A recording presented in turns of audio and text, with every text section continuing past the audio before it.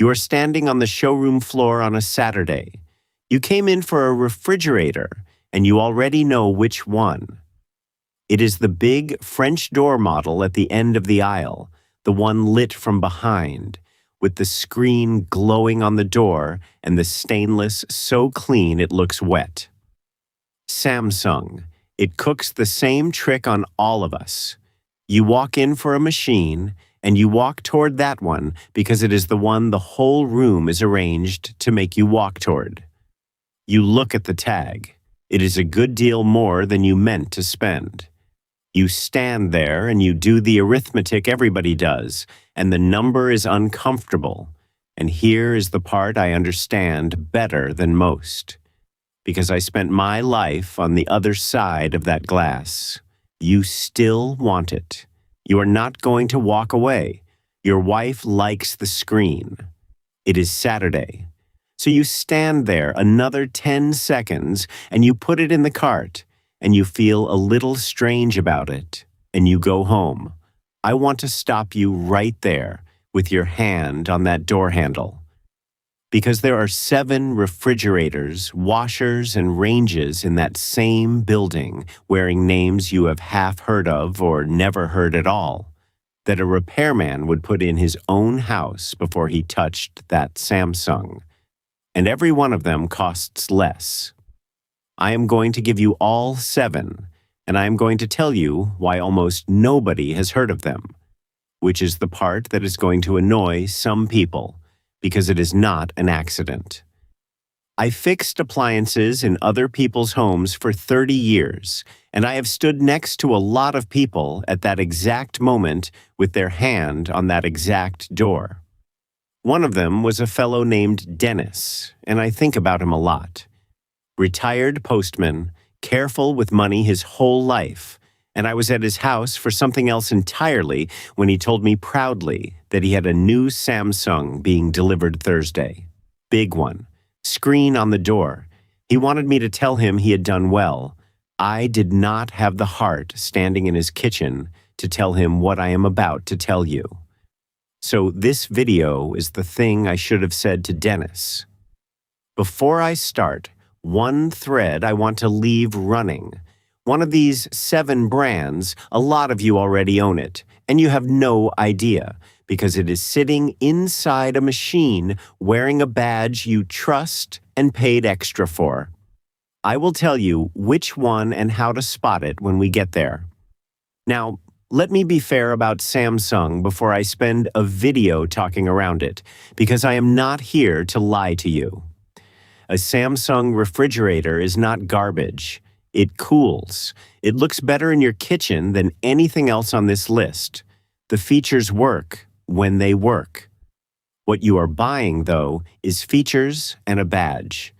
What you are not buying is a machine that a man in your own town can keep alive for 15 years. That second thing is the only thing I have ever cared about. The fact that started me on this is not my opinion. A review outfit sat down with 7 different independent appliance repair companies and asked them plainly which brands they trust. All 7 of them said, do not buy Samsung. Not 5. Not most. All 7. 6 of the 7 said the same about LG. These are the people who make their living fixing these machines, and they will not put one in their own kitchen. So let us go find the 7 they would. Number 7, Estate. You have walked past this one 100 times and your eye slid right off it. Estate is Whirlpool. It is the plainest badge Whirlpool sells, the one they put in the big home improvement stores for people who want a machine and not a conversation. Same fundamental engineering as a Whirlpool. No screen, no application on your telephone, no clever anything. Here is why it beats the Samsung you were about to buy. When an Estate breaks, and it will eventually, because everything does, the part inside it is an ordinary Whirlpool part. Every supply house in the country has it on the shelf, and any technician alive will work on the machine. Now put that against the Samsung. A Samsung control board is a proprietary part. Your repairman does not have one on the truck. He orders it, and it comes in 5 to 14 days, and that is if he will take the job at all, because a lot of shops now will not touch Samsung. Your fancy machine sits warm in your kitchen for 2 weeks. The plain one gets fixed Tuesday afternoon. That is the whole trade, and it is invisible on the showroom floor. Number 6. Hotpoint. Hotpoint is the economy line of GE, which, as I have told you before, belongs to Haier now. It is the plainest end of an enormous family, and that family is the point. A Hotpoint shares its parts world with GE Profile, Cafe, the whole clan. That means deep parts availability and a technician on every corner who knows the machine. I will be honest with you about GE because I would rather correct myself than sell you something. GE's repair numbers ticked up this past year, and I do not love that trend, and I am watching it.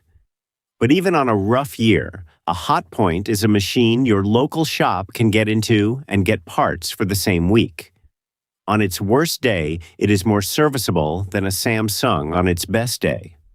That is a low bar in one sense, and the entire game in another.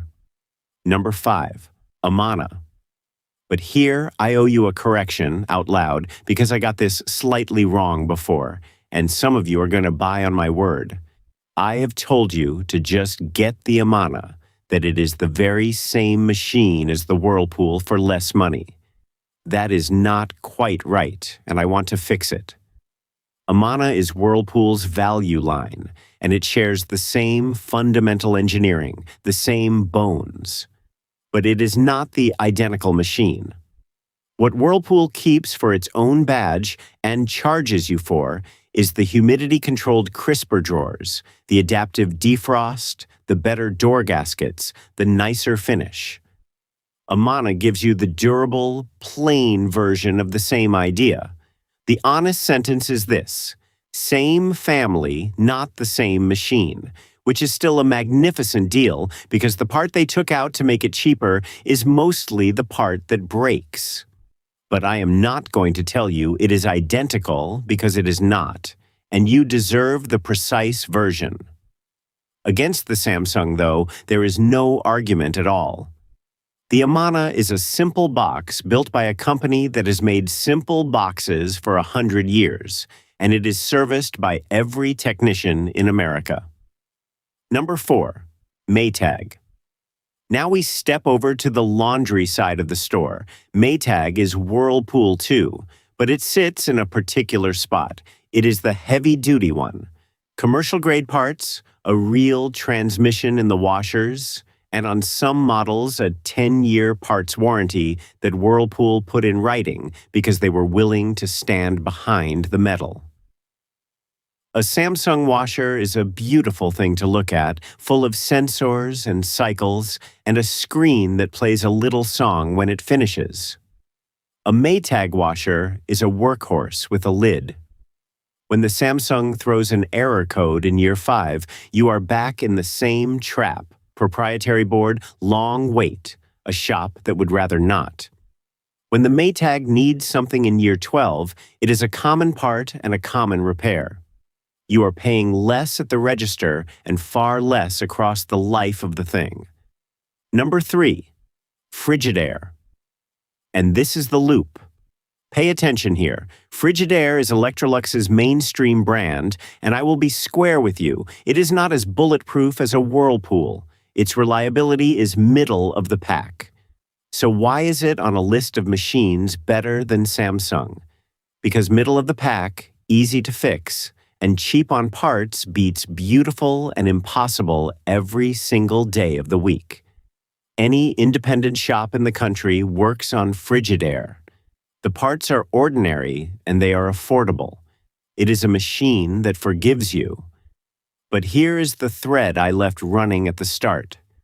Frigidaire's recent top-load washers are not really built by the company whose name is on them. They are built by Midea. which means some of you already own a Medea, and you paid for a Frigidaire badge to get it, and you never knew. Hold that thought for one more minute, because it tells you exactly where this whole game is going. Number 2. Speed Queen. This is the one I would put my own money on. If you have ever been in an American laundromat, you have used a Speed Queen, because that is who builds the machines that get run 20 times a day for 20 years and do not die. They make a version for your house that looks like it came out of a basement in 1985. And I mean that as the highest compliment I can pay a machine. A Speed Queen top loader is tested for something like 10,400 cycles, which its maker calls roughly 25 years of ordinary use. There is no screen. There is almost nothing on it that can fail except the parts that do the actual work. Ask any repair technician in the country what washer he owns, and a startling number of them will say this one, because they have seen the inside of everything else, and they made their choice with their eyes open. It is not the cheapest sticker in the store. It might be more than that Samsung washer at the register. But you are not buying a sticker. You are buying 25 years and no service calls and a machine your grandson could still be running. Cheapest by the year, by a mile. And number 1. This is not a budget badge at all. This is something different, and it is the answer to the loop. Medea. Here is what makes it different from everything else I have named. Estate and Amana and Hotpoint are the plain labels of the big companies. Medea is the factory. Medea is one of the largest appliance manufacturers on the planet, and it builds machines for names you know, including for GE and for Whirlpool, and, as I just told you, for Frigidaire. That is what an original equipment manufacturer does. It builds the machine, somebody else's badge goes on the front, and you pay for the badge. In the last few years, Medea has started selling in the United States under its own name for a fraction of what the badged version costs. So the punchline of this entire video is simple.